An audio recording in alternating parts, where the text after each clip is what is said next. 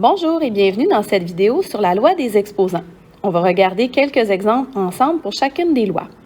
Premièrement, l'exposant nul, l'exposant 0, ce que ça nous dit, c'est que n'importe quel nombre exposant 0 nous donnera toujours la valeur 1. Donc, par exemple, si j'ai 5 exposant 0, ça va me donner 1. Si j'ai 18 exposant 0, ça va me donner aussi 1.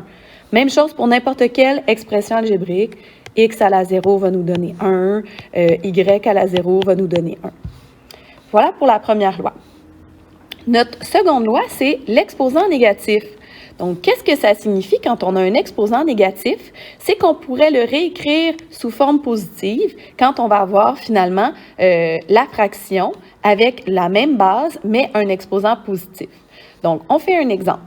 Donc, si on a, par exemple, 7 exposant moins 2, je pourrais dire que c'est équivalent à 1 divisé par 7 exposant 2. Même chose si je fais un autre exemple, 8 exposant moins 4, ça serait équivalent à 1 divisé par 8 exposant 4. Si je fais un exemple avec de l'algèbre, ça fonctionne de la même manière. X exposant moins 3, par exemple, va nous donner 1 sur X exposant 3. Voilà pour la loi sur les exposants négatifs. Finalement, l'exposant fractionnaire et la racine carrée. Donc, si j'ai un exposant fractionnaire, ça revient à la même chose de l'exprimer sous la forme d'une racine. Donc, prenons l'exemple de 4 exposant 1/2. Je peux le convertir en disant que je veux la racine carrée de 4. Parce que racine carrée, c'est sous-entendu avec le petit 2. Même chose, je fais un autre exemple. Si je veux 8 exposant 1/3, ben c'est la même chose que la racine cubique de 8, comme si on avait notre petit exposant 1 ici. Même chose si, par exemple, j'avais une fraction qui n'est pas une fraction unitaire. Donc, je reprends un exemple. Supposons qu'on a 7 exposant 2/3. Qu'est-ce que ça nous dit? Ça nous dit que je veux la racine cubique, donc je prends le dénominateur, de 7 au carré. Donc, je peux refaire un tout dernier exemple. Si on avait la même chose, mais disons la base c'est 8, puis on veut l'exposant 4/5 comme fraction. Eh bien, je veux la racine 5e de 8 exposant 4. Voilà. Alors, la loi des exposants sur le produit, c'est une des plus essentielles qu'on va utiliser le plus souvent. Ça nous dit finalement que quand on a une base avec un exposant, avec la même base, on remarque que c'est les deux, la lettre A, avec un autre exposant, on pourra additionner ces exposants. Donc, par exemple, si j'ai 7 à la 2 fois 7 à la 3, ça devrait me donner 7 à la 5 parce que j'additionne les exposants. Pourquoi est-ce que c'est vrai? Je vous le démontre ici. Bien, si je prends mon 7 au carré, c'est comme si j'avais 7 fois 7. Ensuite, je multiplie par 7 à la 3, donc 7 fois 7 fois 7. Combien de fois est-ce que j'ai multiplié par 7?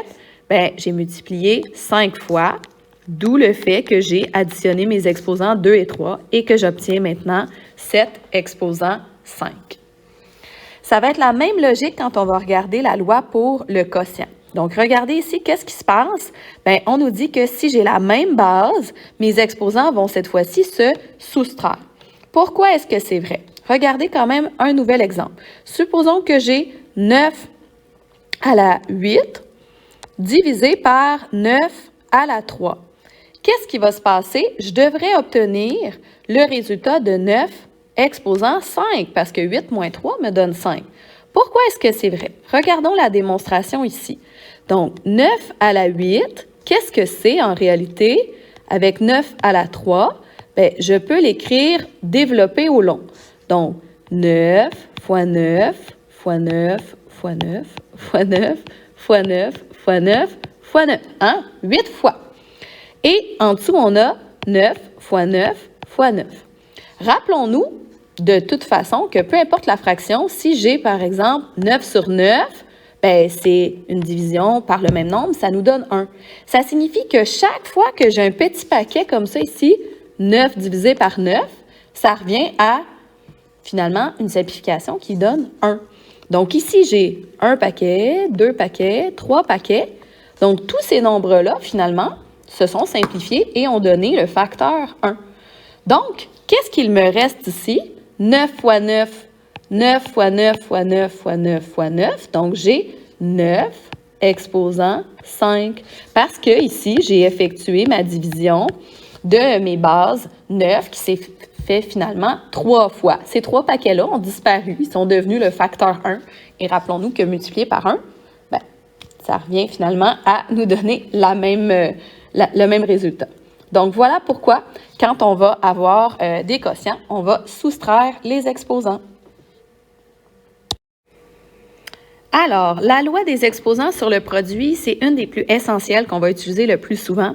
Ça nous dit finalement que quand on a une base avec un exposant, avec la même base, on remarque que c'est les deux, la lettre A, avec un autre exposant, on pourra additionner ces exposants.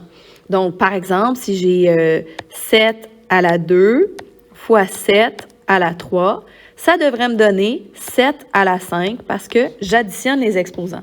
Pourquoi est-ce que c'est vrai? Je vous le démontre ici. Bien, si je prends mon 7 au carré, c'est comme si j'avais 7 fois 7. Ensuite, je multiplie par 7 à la 3, donc 7 fois 7 fois 7. Combien de fois est-ce que j'ai multiplié par 7?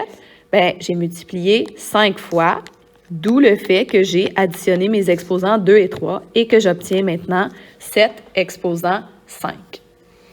Ça va être la même logique quand on va regarder la loi pour le quotient. Donc, regardez ici, qu'est-ce qui se passe? Bien, on nous dit que si j'ai la même base, mes exposants vont cette fois-ci se soustraire.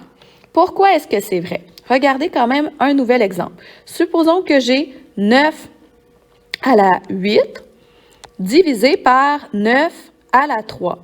Qu'est-ce qui va se passer? Je devrais obtenir le résultat de 9 exposant 5, parce que 8 moins 3 me donne 5. Pourquoi est-ce que c'est vrai? Regardons la démonstration ici. Donc, 9 à la 8, qu'est-ce que c'est en réalité? Avec 9 à la 3, bien, je peux l'écrire développé au long. Donc, 9 fois 9 fois 9 fois 9 fois 9 fois 9 fois 9 fois 9.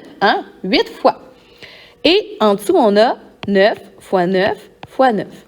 Rappelons-nous de toute façon que peu importe la fraction, si j'ai par exemple 9 sur 9, ben, c'est une division par le même nombre, ça nous donne 1.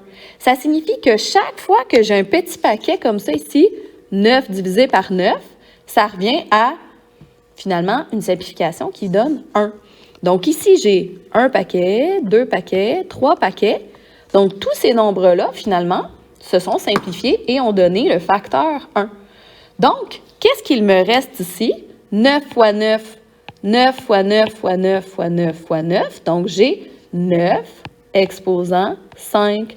Parce que ici, j'ai effectué ma division de mes bases 9 qui s'est fait finalement 3 fois. Ces 3 paquets-là ont disparu. Ils sont devenus le facteur 1.